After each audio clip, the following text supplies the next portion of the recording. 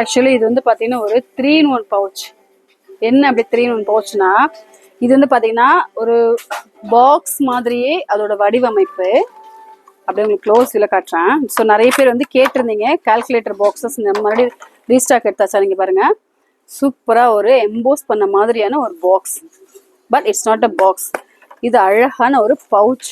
Interesting இல்லையா? So வந்து அழகான ஒரு எம்போஸ் பண்ண மாதிரியான ஒரு பவுச்.